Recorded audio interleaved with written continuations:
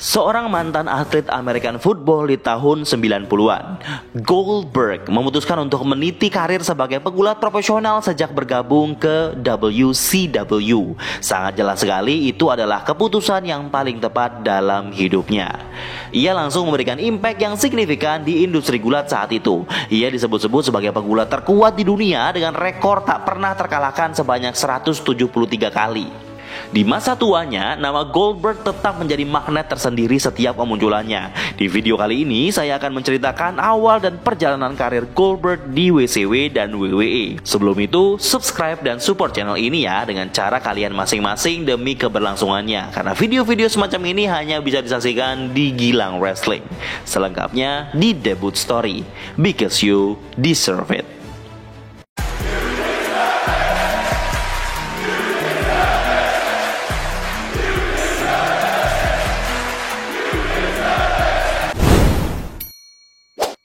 William Scott Goldberg atau Bill Goldberg memulai karirnya di dunia gulat profesional setelah ia memutuskan untuk berhenti dari profesinya sebagai atlet football. Ia terpaksa berhenti karena mengalami cedera parah.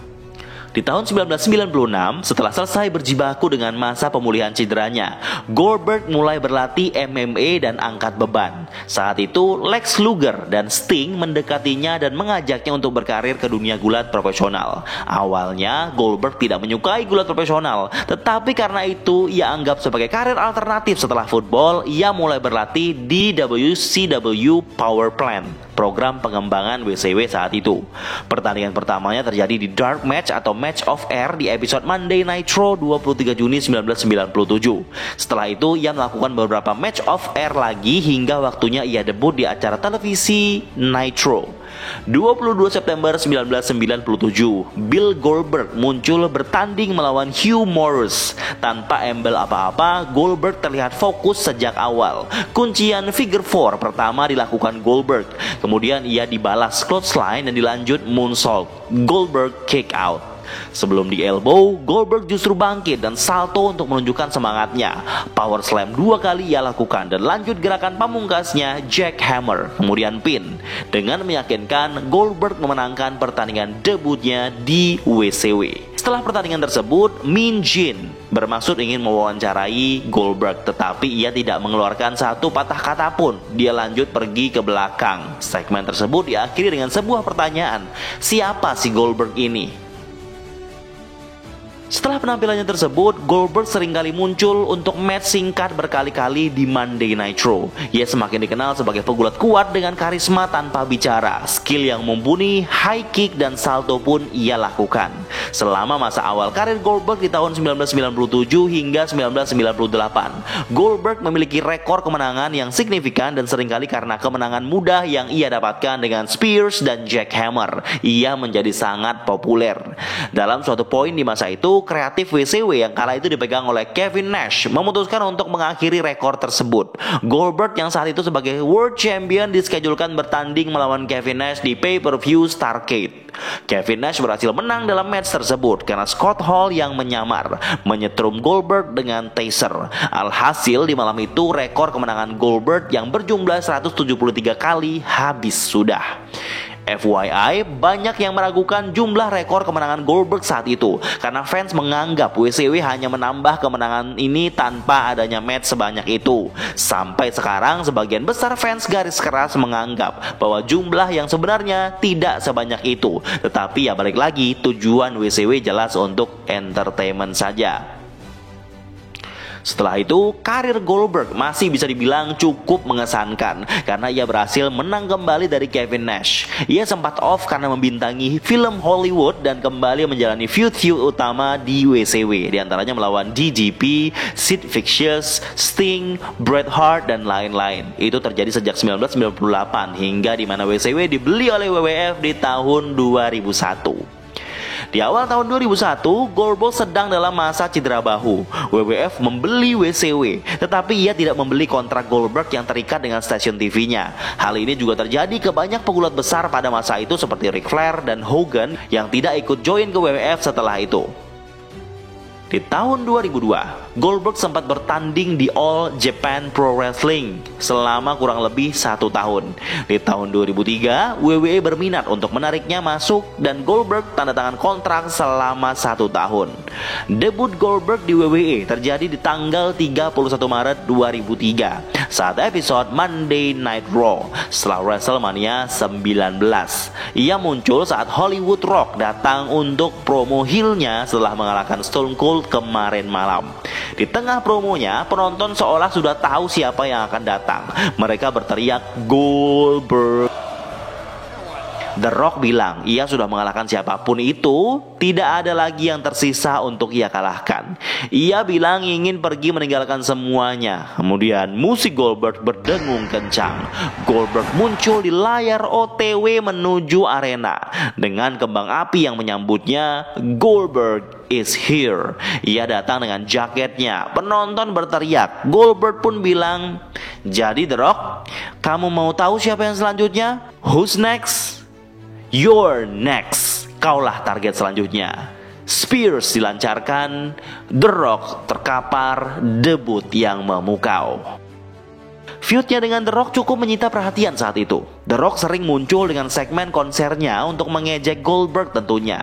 Feud ini berakhir di debut match Goldberg di pay-per-view Backlash 27 April 2003. Pertandingan yang fisikal dan menghibur terjadi di sini. Cukup memuaskan menyaksikan Goldberg yang menghajar The Rock yang sudah menyebalkan selama berminggu-minggu. Pada akhirnya Goldberg bisa menang setelah 3 kali Spears dan sekali jackhammer saja. Kemudian Goldberg lanjut dengan rekor selalu menang selama 6 bulan ke depan. Ia juga sempat feud dengan Triple H yang selalu dibantu dengan member Evolution saat itu. Ia harus kehilangan world title-nya setelah dikalahkan oleh Triple H di akhir tahun 2003. Feud-nya melawan Lesnar di masa setelah itu juga cukup menyita perhatian. Dan pada akhirnya Goldberg berhasil memenangkan match terakhir di feud mereka.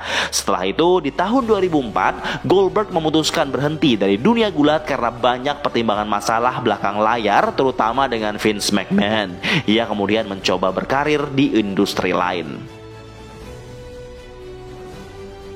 Selama 12 tahun off dari dunia gulat, Take-Two Interactive, perusahaan yang membuat WWE 2K17, membuat persetujuan dengan Goldberg untuk menjadi karakter bonus pre-order untuk game tersebut dan Goldberg menyetujuinya. Ia pun tampil di cover bersama dengan mantan musuhnya Brock Lesnar. Karena hal ini, Goldberg sering muncul di berbagai event dan interview untuk mempromosikan game tersebut. Dalam suatu kesempatan, ia ditanya tentang ketertarikannya untuk kembali bergulat dan ia menunjukkan ketertarikan tersebut sekaligus sedikit menyindir Brock Lesnar. Lesnar pun juga sempat merespon hal tersebut. Dan di masa ini awalnya fans gak yakin kalau Goldberg bakal kembali bergulat, tetapi lama-kelamaan hal itu semakin terlihat jelas. Goldberg pun muncul di acara Monday Night Raw dan menerima tantangan Heyman untuk menghadapi Lesnar. Pertandingan di set up di Survivor Series tahun 2016 yang juga disponsori oleh WWE 2K17. Dengan mengejutkan di malam tersebut, Goldberg bisa mengalahkan Lesnar dengan mudah hanya dalam waktu 1 menit 29 detik. Setelah Spears dan jackhammer, semua orang terkejut dengan hasil tersebut. Kemudian feud ini berlanjut menuju WrestleMania 33 2017. Di match terakhir ini, Goldberg sudah memegang Universal Title. Balas dendam Lesnar di match ini sukses dilaksanakan. Lesnar berhasil menang Universal Championship. Ini jelas mengakhiri rivalry mereka. Banyak fans yang meragukan kemampuan Goldberg yang sudah menginjak usia lanjut dan mereka berpikir Goldberg sudah selesai di WWE setelah ini. Tetapi ternyata ia kembali lagi dan lagi. Di tahun 2018, WWE mengangkat Goldberg sebagai Hall of Famer. Setelah itu, ia kembali diskejulkan menantang Undertaker di event Super Showdown 7 Juni 2019. Match berakhir dan berjalan tidak semestinya. Mereka tampil seperti dua kakek-kakek yang dipaksa bergulat tapi sebenarnya sudah tidak kuat. Inilah yang terjadi di match ini. Goldberg menderita gegar otak di tengah pertandingan. Banyak botch terjadi dan walau begitu, dalam kontraknya Goldberg masih harus bertanding lagi. Ia kemudian lanjut feud dengan Ziggler dan The Fiend. Kemudian di WrestleMania 2020 di era pandemi, ia dikalahkan Braun Strowman yang menggantikan Roman Reigns. Goldberg kembali lagi setelah 9 bulan untuk menghadapi Drew McIntyre dan kalah. Kemudian lanjut feud dengan Bobby Lashley menuju SummerSlam 2021. Ia juga kalah karena cedera lutut yang menghentikan match. Setelah sembuh dari cederanya, ia kembali lanjut feud melawan Lashley untuk Crown Jewel dan memenangkan akhir feud mereka. Match WrestleMania 2020 yang batal kembali diwujudkan. Roman Reigns versus Goldberg di Elimination Chamber 2022. Roman Reigns berhasil mengalahkan Goldberg dengan kuncian submission mautnya. Selain mencetak sejarah di dunia gulat profesional, nama Goldberg juga cukup dikenal di dunia perfilman. Kemampuan bergulat dan karisma yang kuat yang dimiliki Bill Goldberg memberikan dampak besar di industri gulat profesional walau ia sudah memasuki usia senjanya.